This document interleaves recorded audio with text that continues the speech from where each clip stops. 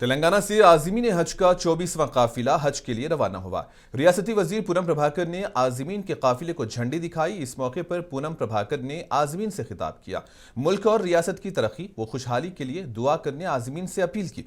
इस मौके पर हज कमेटी के chairman Syed Ghulam Afzal Biyabani, Khusro Pasha, executive officer Sajjad Ali, ASST executive officer Irfan Sharif और दीगर भी मौजूद थे।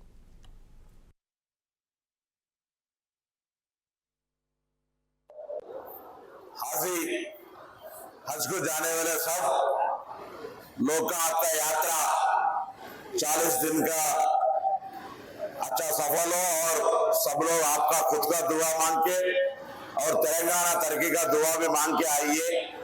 तेलंगाना सरकार आज सबकी हिफाजत, सबकी मदद करने के लिए काम कर रहे हैं। तो यहाँ से जो भी हमारा खुसरो पाशा जी आज मुझे बुलाया, मैं तेलंगाना मिनिस्टर के हैसियत पे सब लोगों को मैं सिर्फ मुबारकबाद देने के लिए, क्योंकि जिंदगी में सबको मौका नहीं मिलता जो हाजी बन के हज यात्रा करने का, जो अल्लाह का दुआ से आप लोगों को मौका मिला।